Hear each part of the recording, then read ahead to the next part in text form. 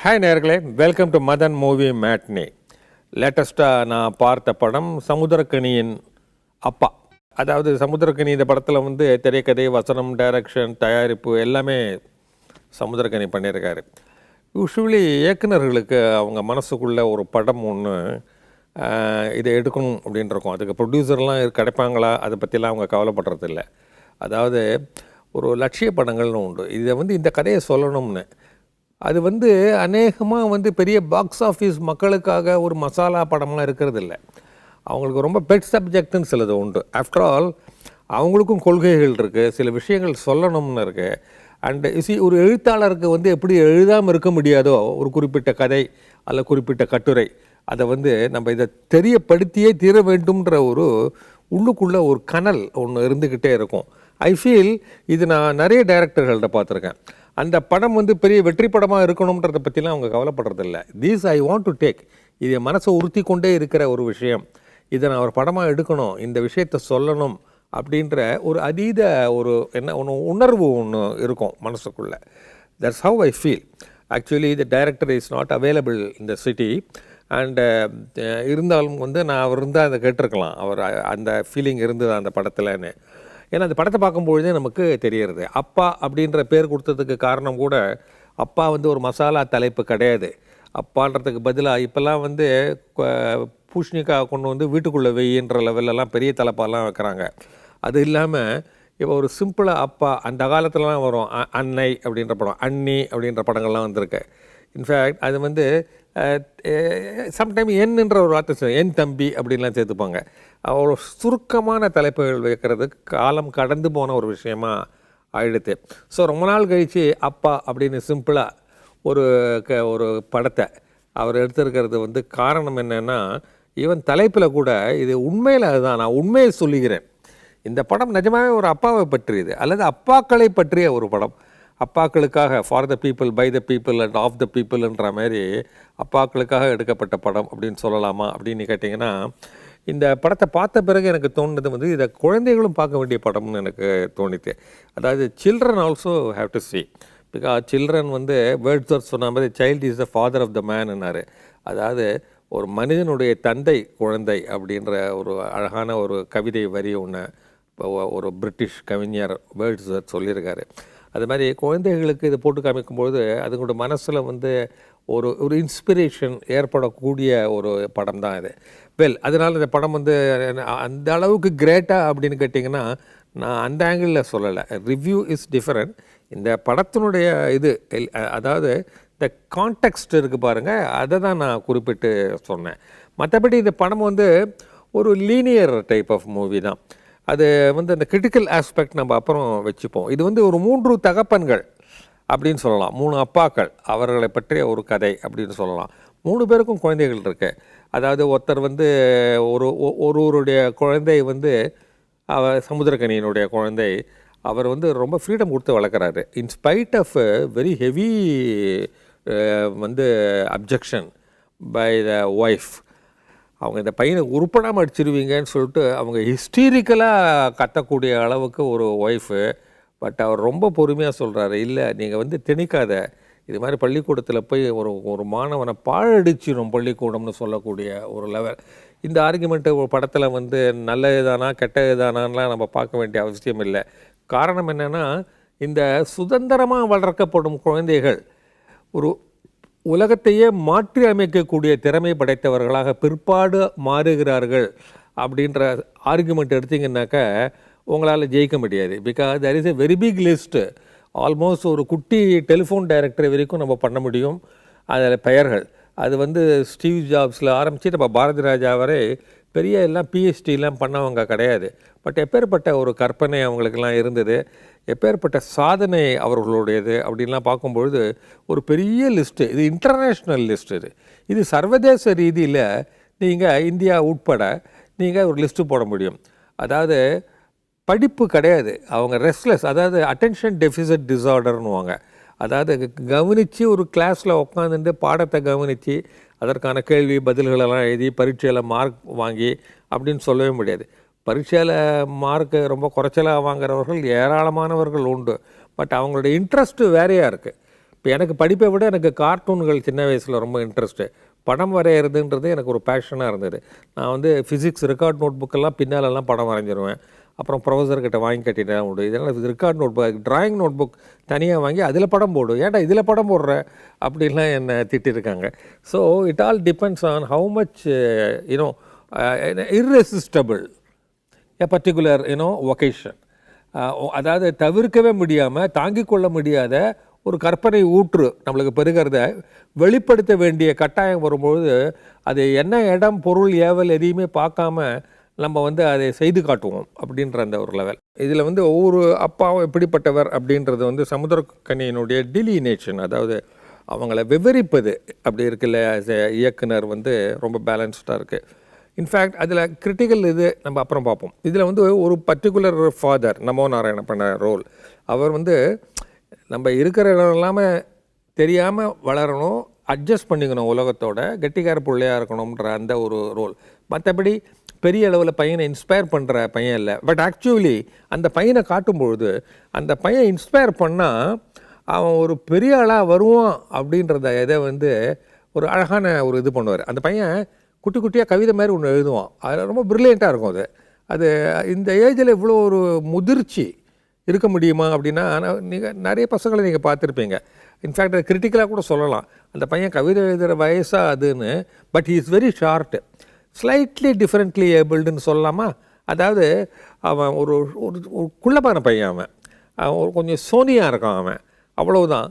But அவன் கவிதைகள் எழுதுறதெல்லாம் பார்க்கும்போது அவங்க வீட்டிலலாம் ஒன்றும் என்கரேஜ்மெண்ட் இல்லை, பள்ளிக்கூடத்துலேயும் என்கரேஜ்மெண்ட் கிடையாது.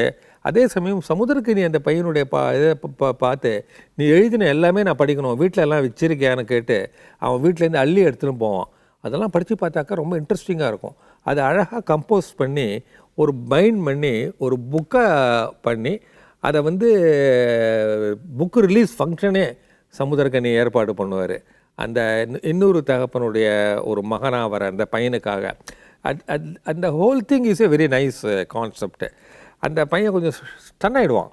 தனக்கு வந்து இந்த கவிதை இதான்னு சொல்லிட்டு அதில் வந்து எல்லாருமே இந்த புத்தக வெளியீட்டில் அவனை பாராட்டி பேசுவாங்க.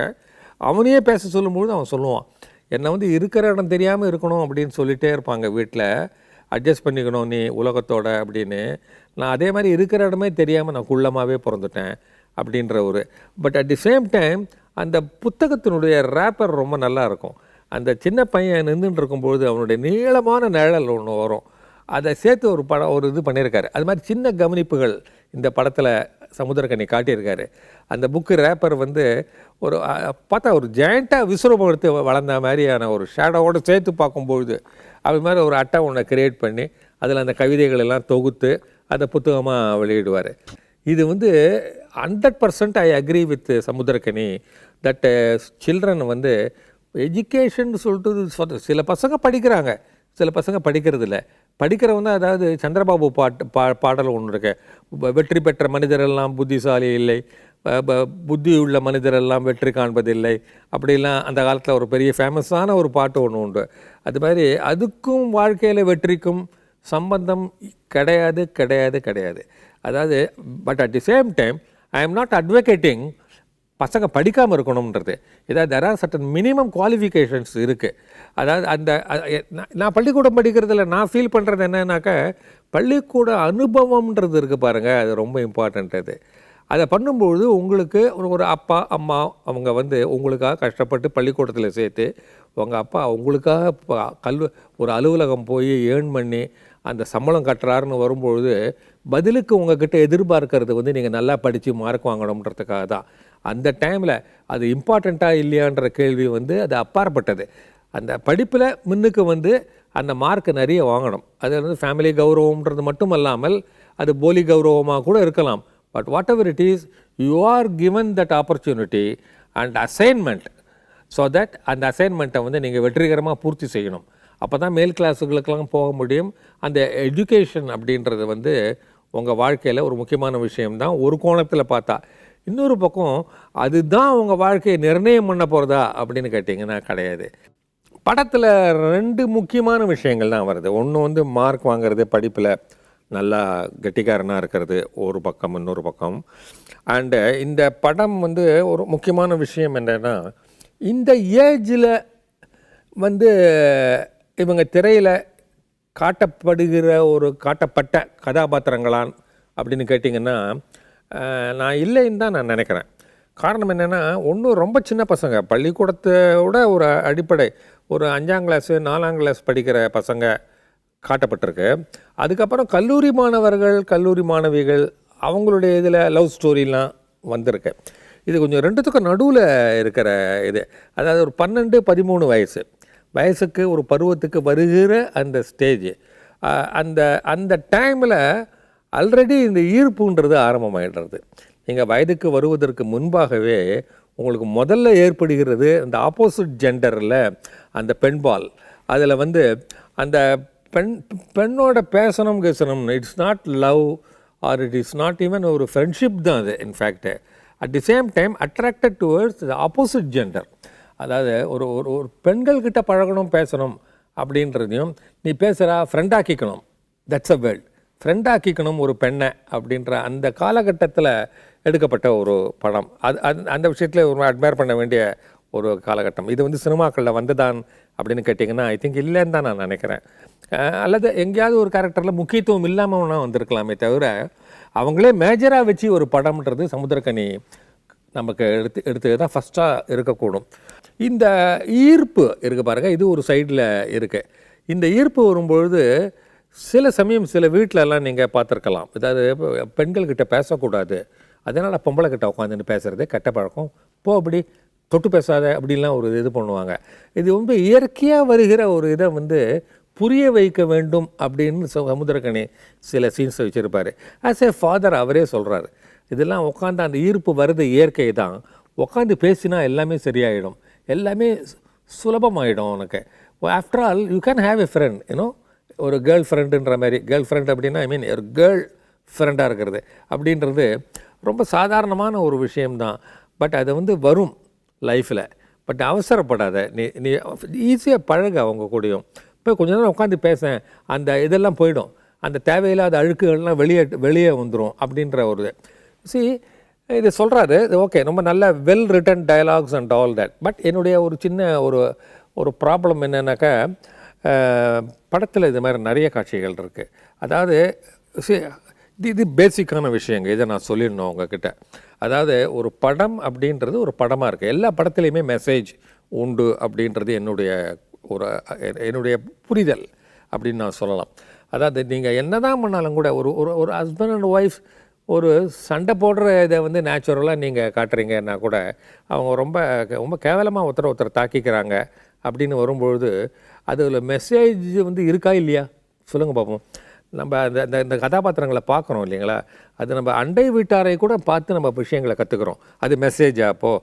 ஸோ இந்த மெசேஜ்ன்றது எந்த அளவுக்கு சட்டிலாக இருக்கணுன்றது, அல்லது மெசேஜ்ன்றது தேவை கிடையாது ஒரு படத்தில் கதாபாத்திரங்கள், ஒரு வாழ்க்கை, ஒரு சூழல்கள், அதெல்லாத்தையும் நீங்கள் காட்டும் பொழுது ஒரு தவிர்க்க முடியாத விஷயம் அது ஒரு மெசேஜ்ன்றது தான். அவருடைய வீடே வந்து எல்லாரும் வந்து குழந்தைகள்லாம் வந்து படிக்கிறதுக்கான ஒரு சமுத்திரக்கனியினுடைய வீடு வந்து ஏற்பாடு செய்யப்பட்ட மாதிரியே இருக்கு, வீட்டுக்கு வா அப்படின்னு. இன்ஃபேக்ட் ஒரு பொண்ணுக்கிட்ட ஒரு ஈர்ப்பு வரும்போது கூட அந்த பொண்ணுக்கிட்ட பேசி தைரியம் கொடுத்து இப்போ பேசுன்னு சொல்லி, அப்புறம் உங்கள் அப்பா யாருமா என்னன்னு பேசி, நீ எப்போ வேணாலும் வீட்டுக்கு வா, நான் உன்னுடைய அப்பா தான், நீங்கள் 2 பேரும் ஃப்ரெண்டாக இருக்கணும்னு ஆசைப்பட்றீங்களா, இப்போ ஃப்ரெண்டாக இருங்க அப்படின்ற லெவலில் அந்த குழந்தைகிட்ட கூட ஒரு சின்ன ஒரு போதனை ஒன்று பண்ணுறாரு. Very ideal father. நீங்கள் இந்த படத்தை பார்த்துட்டு நம்ம இப்படி கொஞ்சம் ஓரளவுக்கு இருக்கலாம் அப்படின்னு நீங்கள் திங்க் பண்ணால் கூட ஆச்சரியப்படுறதுக்கு இல்லை. இன்ஃபேக்ட் நிறைய வீட்டில் வந்து அப்பாவுக்கும் மகனுக்கும் சரி ஒரு பெரிய இடைவெளி இருக்குது, அல்லது அம்மாவுக்கும் பிள்ளைக்கும், which is quite I mean rare. பொதுவாக வந்து அப்பாவுக்கும் பிள்ளைக்கும் வந்து ஒரு நிறைய அடிக்கிற அப்பா அப்படின்னு இருப்பாங்க, பையனோட ரொம்ப பேசாமல் மனைவி மூலமாக பேசுகிற அப்பாக்கள் உண்டு, பையனை பற்றி கவலையே படாமல் தண்ணி தெளிச்சு விட்டுற அப்பாக்களும் உண்டு.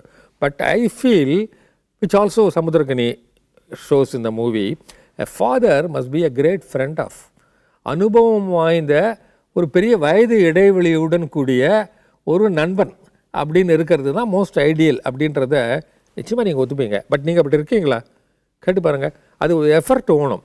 ஒரு குழந்தையை வளர்க்கும் பொழுது நீங்கள் வந்து அப்படியே விட்டுற முடியாது, டீலில் விட்டுற முடியாது. You have to know, you must be very conscious. இது மாதிரி ஒரு பையன் நமக்கு இருக்கான், அவன் இப்படி ஒரு கேள்வியை கேட்குறான், அவன் இப்படி ஒரு காரியம் பண்ணிட்டான், இதுக்கு நம்ம எப்படி ரியாக்ட் பண்ணணுன்ற ஒரு சுய சிந்தனை உங்களுக்கு தோன்றதா? இம்பல்சிவாக நீங்கள் பல விஷயங்கள் பண்ணுறீங்க புள்ளக்கிட்ட, அது பல விஷயங்கள் தவறானதாக கூட இருக்க முடியும். அதெல்லாம் இல்லாமல் இந்த பையன் ஏதோ ஒன்று பண்ணானா, ஒரு பக்கம் எதிர் வீட்டு பொண்ணை சைட் அடிக்கிறான், அவங்க அப்பா வந்து பொண்ணு பின்னாலே வரான்னு ஒரு கம்ப்ளைண்ட் பண்ணுறாரு. உடனே பையனை வந்து பெல்ட்டால் அடிப்பீங்களா? அந்த ஏஜ் அது, அந்த ஏஜில் அது பண்ணுறான்னு வரும்பொழுது அவனை உக்காத்தி வச்சு பேசணும். அப்போ உள்ளே இருக்கிற அழுக்கான விஷயங்கள்லாம் வந்துடும்ன்றதை வந்து அவர் சொல்கிறது வந்து வெரி வெரி அப்ரோப்ரியேட்னு தான் நான் சொல்லுவேன். பட் என்னென்னா அது வந்து முழுக்க படம் ஆகாது, அதான் பியூட்டி. இது வந்து ஒரு ஃபிக்ஷன், அந்த ஃபிக்ஷனில் ஒரு கதை, அந்த கதையில் வந்து நிறைய ஆச்சரியமான சுவையான விஷயங்கள்லாம் நடக்கிறது.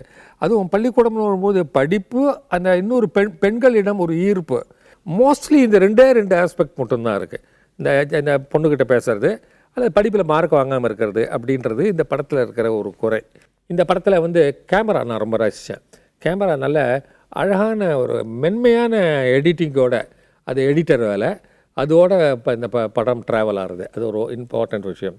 அப்பா படம் அப்பான்னு பேர் வச்சாலும் கூட அப்பா டேஷ் கல்வி அப்படின்னு வச்சுருக்கலாமான்னு தோன்றது. பிகாஸ் கல்வி இதில் வந்து ரொம்ப சாடி இருக்கிறார் சமுத்திரக்கனி அப்படின்னு சொல்லணும். எப்படி ஒரு இன்ஸ்பயரே ஆகாமல் பாடம் வந்து திணிக்கப்படுகிறது, அதில் மார்க் வாங்கணுன்றது மனப்பாடம் செய்து மார்க் வாங்கினா போகிறோம்ன்றது வந்து இன்றைய வரைக்கும் பள்ளிக்கூடங்களில் இருக்குது. அதான் திருப்பி திருப்பி உயிரே இல்லாமல், ஒரு உயிரோட்டமே இல்லாமல் மேல் மாடியில் காலையில் எழுப்பி உட்காந்து குறுக்கும் நெடுக்குமாக நடந்து கொண்டு மனப்பாடம் செய்கிறார்கள். இது எந்த அளவில் அறிவை வளர்க்கும் அப்படின்றது வந்து பெரிய கேள்விக்குறி தான் இல்லை. அதே சமயத்தில் எனக்கு ரொம்ப பிடிச்ச ஒரு சீனு, பள்ளிக்கூடங்களில் வந்து ஒரு ப்ராஜெக்ட் ஒன்று கொடுப்பாங்க. அதாவது தெர்மோகோல் வச்சுட்டு வந்து தாஜ்மஹால் பண்ணி கொண்டாடணும் அப்படின்னு சொல்லிட்டு. இந்த ப்ராஜெக்ட் இது வந்ததுக்கப்புறம் என்ன பியூட்டினாக்க, எல்லா பசங்களும் பிரமாதமான ஒரு தாஜ்மஹாலை தெர்மோகோலில் ரொம்ப நிஜமாகவே, இன்ஃபேக்ட் ஆர்ட் டைரக்டர் ஒர்க் பண்ணியிருக்காரு அதை, தாஜ்மஹாலை ஒரு 2-3 தாஜ்மஹால் ஒர்க் பண்ணி கொடுத்துருக்காருன்னு நினைக்கிறேன். 9 ஜோராக பண்ணியிருக்காரு அதை. இன்ஃபேக்ட் அது ஒன்றும். அதே சமயத்தில் கொஞ்சம் ஓரளவுக்கு கொஞ்சம் கோணல் மாணலாக இருந்தாலும் கூட ஒரு ஒரு ஒரு ஒரு அவ்வளவு தத்ரூபமாக இல்லாத ஒரு Taj Mahal, but a good attempt. அதை வந்து சமுத்திரக்கனியுடைய பையன் பண்ணிருப்பார், மகன். என்ன வெரி புவர்னு போட்டு அனுப்பிச்சிடுவாங்க. தாஜ்மஹால் இந்த ஓரத்துலேயே தெர்மோகோல் தானே, ஒரு ஸ்கெட்ச் பென் எடுத்து மார்க் போடணும் டீச்சர்கள். அந்த பசங்கள்தான் வெரி குட்னு போடுவார். என்ன பியூட்டினாக்க, சின்ன சஸ்பென்ஸாக தான் நல்லா இருந்தது. இன்ஃபேக்ட் அங்கே பாய் கடைன்னு ஒன்று இருக்குது. அவர் வந்து பசங்க ப்ராஜெக்ட் எதாவது பண்ணாக்க உடனே அவர் ஆர்ட் டைரக்டர்கள் அவங்க ஒர்க்கர்ஸை வச்சு நிறைய தாஜ்மஹால் பண்ணி அதை வந்து விற்பாங்க. பசங்க எடுத்துன்னு போகலாம். அதை நேராக போய் கையில் பணம் கொடுத்து, இப்போ பேரண்ட்ஸ் பணம் கொடுப்பாங்க, போய் இதை கொடுத்துட்டு அவருக்கு ஒரு தாஜ்மஹால் அந்த பாய் எடுத்து கொடுப்பாரு, அதை எடுத்துகிட்டு போய் வகுப்பில் வச்சுருப்பார். இந்த கொஞ்சம் சுமாராக கரடமுரடாக பண்ண, அதே சமயம் நல்ல அட்டம்ப்டாக இருக்கிற தாஜ்மஹால் இருக்குது பாருங்கள், அது வந்து ஒரிஜினலாக அந்த பையன் வீட்டிலேயே பண்ணது. கொஞ்சம் யோசிச்சு பாருங்கள், இதில் எந்த தாஜ்மஹால் வந்து ஒரு ரியல் தாஜ்மஹால் அப்படின்னு யோசிச்சு பார்த்தீங்கன்னா உங்களுக்கு தெரியும். இன்ஃபேக்ட் உங்களுக்கு ஒரு வீட்டில் உங்கள் அண்ணன் வந்து ஒரு ஆர்டிஸ்ட்டு இல்லை ஆர்ட் டைரக்டராக இருக்காருனாக்க, நீங்கள் பண்ணுற தாஜ்மஹால் தான் பெஸ்ட்டாக இருக்கும். இந்த பையன் பண்ணதா அப்படின்னு கேள்வி வந்துன்னு வச்சுங்களேன்.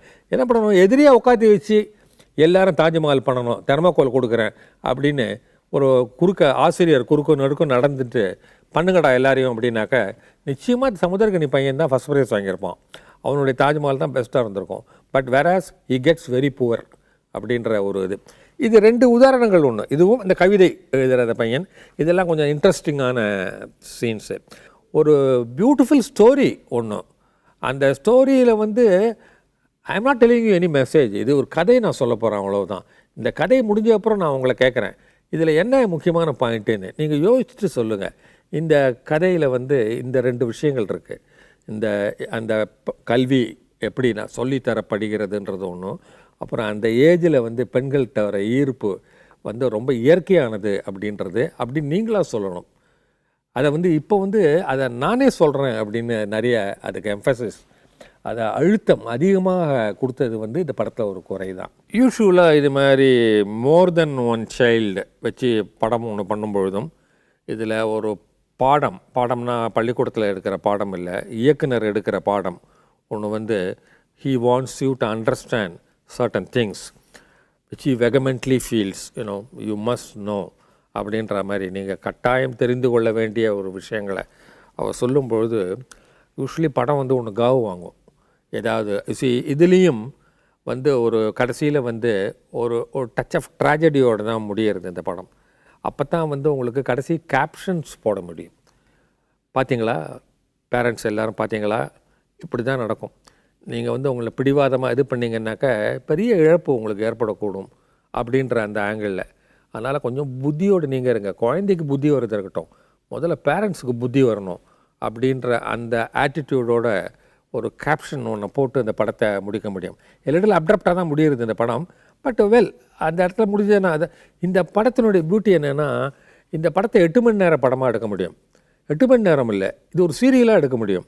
Because you have to show the life இல்லைங்களா, பசங்களுடைய life. That to not one child, more then one சைல்டுன்னு வரும்பொழுது, அந்த பேரண்ட்ஸ் அந்த இவங்கள்னு வரும்பொழுது இன்சிடெண்ட்டை இமேஜின் பண்ணிட்டு இருந்தீங்கன்னா இன்சிடெண்ட்ஸை அது பாட்டுக்கு போயிட்டே இருக்கும். இது வந்து நான் ஒரு 4:30 மணி 8 மணி 10 மணின்னு நீங்கள் படத்தை நீட்ட முடியும். But still every thing good should come to an end இல்லையா. அதனால் 122 மினிட்ஸ்லேயே இந்த படத்தை இயக்குனர் முடிச்சிடுறாரு. அதுக்குள்ளே அவருடைய இதை அழுத்தம் திருத்தமாக சொல்கிறாரு. மற்றபடி நான் குறைகள் முன்பே சொன்னவை தான்.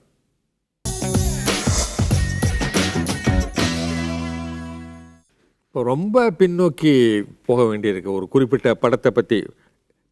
செர்ஜி ஐசன்ஸ்டீன் அப்படின்னு ஒரு சோவியத் டைரக்டர், சோவியத் இதில் வந்து நாடுகளில் ரொம்ப மிகச்சிறந்த இயக்குனர்கள்லாம் இருக்காங்கன்னு சொல்லணும். இன்ஃபேக்ட் இப்போ வந்து எந்த அளவுக்கு இதாக இருக்க, ஒரு பர்டிகுலர் டைமில் ஒரு பெரிய ரெனேசன்ஸ் சோவியத் ரஷ்யாவில் நிகழ்ந்தது.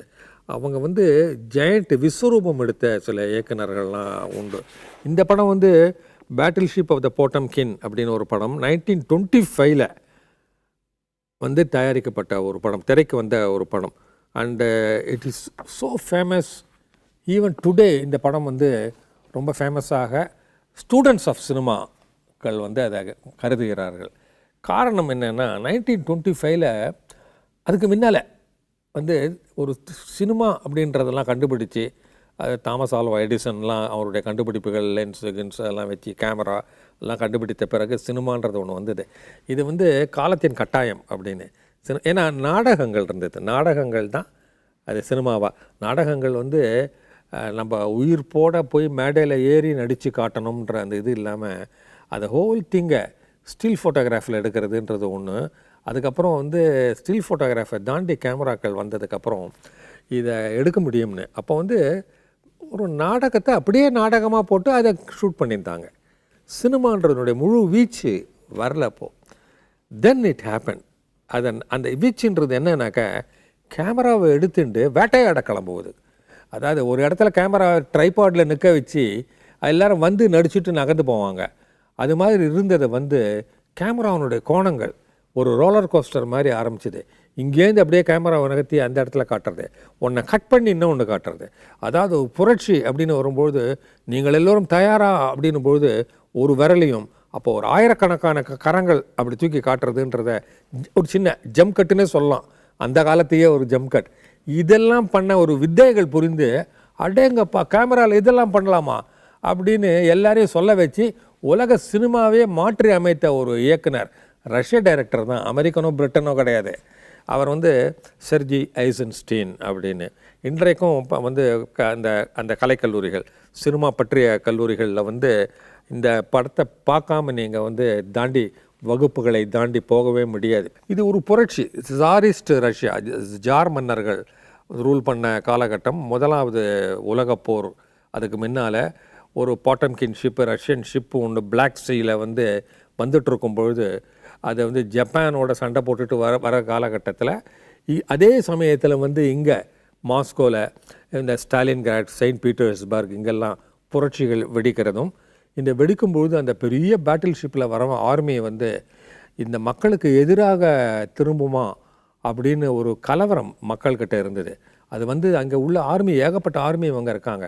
அதுக்கு முன்னாலேயே ஜாரிஸ்ட் சோல்ஜர்கள் வந்து துப்பாக்கிகளோட மக்களை எதிர்கொள்கிறார்கள் அப்படின்ற ஒரு இது. யோசிச்சு பாருங்களேன். இதை நாடகமாக எப்படிங்க நீங்கள் போடுவீங்க? இதுக்கு வந்து சினிமா தேவைப்படுறது இல்லைங்களா? அதை எப்படி கற்பனை பண்ணார் அவர் ஐசன்ஸ்டீன்? இதை நான் காட்டுறேன் அப்படின்னு வெற்றிகரமாக காட்டினார் அவர். அதில் முக்கியமான சீன் இந்த ஒடிசா ஸ்டெப்ஸ்னு, அதாவது இந்த ரோம் இதெல்லாம் நீங்கள் சினிமாவில் பார்த்துருக்கும் போது ஒன்று இருக்கும், ஒரு சதுக்கம். அந்த சதுக்கத்தில் ஒரு ஒரு 500 அடி நீள படிக்கட்டுகள் அப்படியே இறங்கும். ஒரு பெரிய எரீனா மாதிரி இருக்கும். அந்த படிக்கட்டுகளில் ஏறி மக்கள் அரண்மனையை நோக்கி முன்னேறும் பொழுது ஜார் மன்னருடைய சோல்ஜர்கள் எதிர கன்னை எல்லாரும் வச்சுட்டு மக்களை பார்த்து சுடுவாங்க. அதில் எல்லாரும் கலவரத்தில் ஓடி வரும்பொழுது ஏகப்பட்ட டெட் பாடிஸ், அது உயிர் துறந்து விழுந்த ஒரு உடல்கள், அது ரெண்டும் இது மாதிரி ஒரு சீனுங்க. அதில் இந்த சீனை அப்படியே அந்த இடத்துல பண்ணி காமிச்சு அதை எடுத்தார். உலகமே பிரமித்து போனது. அதுலேருந்து இன்றைக்கும் நீங்கள் சினிமாவில் ஒரு பெரிய ரைட்ஸ் எல்லாம் காட்டும்பொழுது ஒரு கூட்டம், ஒரு புரட்சி கூட்டம், அதற்கு எதிர்ப்பு அப்படின்லாம் வரும்போது அது வரலாற்று படமாக இருந்தாலும் சரி, சமூக படமாக இருந்தாலும் சரி, இதை காட்டினது முதல்ல காட்டினவர் ஐசன்ஸ்டீன் தான். சர்ஜி ஐசன்ஸ்டீன் பண்ணி காமிச்ச உடனே இப்போ வாங்கடா நீங்கள் எல்லோரும் எடுங்கன்னாரு. எல்லாரும் எடுக்க ஆரம்பித்தாங்க. சினிமா துறை அப்படின்றது ஒரு பெரிய ஒரு விஸ்வரூப கங்காரு, ஒரு தாவல் தாவினா எப்படி இருக்கும் அப்படி முன்னேற்றம் ஒன்று வந்தது சினிமாவுக்கு. அதுக்கப்புறம் அஃப்கோர்ஸ் இன்னி வரைக்கும் என்னென்னமோ 3D வரைக்கும் வந்துருதுன்னு வச்சுக்கோங்க. இது ரொம்ப ஆச்சரியமான ஒரு விஷயம். இந்த படம் நீங்கள் பார்க்கும்பொழுது இப்போ இட்ஸ் நாட் கொஞ்சம் டேட்டட் தான். அதுக்கு பிறகு எல்லாரும் அதை வச்சு இன்னும் நிறைய வித்தைகள் காட்ட ஆரம்பித்து விட்டார்கள். இருந்தாலும் கூட இந்த படத்தை இந்த ஆச்சரிய உணர்வோடு பார்க்கணும். இந்த ஒவ்வொரு சீன்லேயும் இதில் இந்த வார், இந்த ஜார் மன்னரனுடைய அந்த ட்ரூப்ஸு, அந்த இராணுவத்துக்கும் மக்களுக்கும் நடக்கிற புரட்சிகள், அந்த முகங்கள் இதில் இந்த எல்லாரும் கைகளை உயர்த்தி காட்டுறதை கட் பண்ணி இந்த கைகளை காட்டுறது, இது மாதிரி இருக்கிற இந்த சினிமா வித்தைகள் எல்லாத்தையும் மனசில் வச்சுட்டு நீங்கள் பார்க்கணும் இந்த படத்தை பார்க்கும்பொழுது. இல்லைன்னா என்ன இதெல்லாம் எல்லா படத்துலையும் வருது அப்படின்னா எல்லா படத்துலையும் வருதுங்க. பட் இவர் காமிச்சதுக்கு அப்புறம் தான் வருது. முதல்ல இது எப்படி அவர் கற்பனை பண்ணாருன்னு யோசிச்சு பாருங்கள். எழுந்து நின்றுடுவீங்க அந்த பிரமிப்பில். அதுதான் இந்த படத்தினுடைய ஒரு ஆச்சரியமான விஷயம். So battle of the Potemkin is a movie which you are really interested in cinema, the life of சினிமான்னு சொல்லலாமா, அல்ல பயோகிராஃபி ஆஃப் சினிமான்னு இருந்ததுனாக்கா அந்த படத்தை ஒரு தடவை நீங்கள் பார்த்துடலாம். பார்த்தீங்கன்னா நீங்கள் நம்ம முன்னோர்கள்னு சொல்கிறோம் இல்லைங்களா, அது மாதிரி ஒரு முன்னோர் தான் ஐசன்ஸ்டீன். 1925ங்க யோசிச்சு பாருங்களேன். மோர் தென் 75, 80 இயர்ஸ், 90 இயர்ஸ் வரைக்கும் ஆக போகிறது. சினிமா வந்த உடனே எடுக்கப்பட்ட ஒரு படம் அப்படின்னும் பொழுது அந்த பிரமிப்போடு பார்த்தீங்கன்னா நீங்கள் அசை போடலாம்.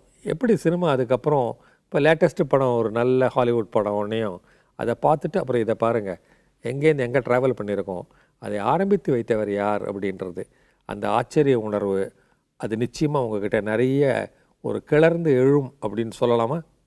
ஸோ நேயர்களே, that's all for this week. மீண்டும் அடுத்த வாரம் இன்னொரு படத்தோட உங்களை சந்திக்க வருவேன். டில் தென், பை பை.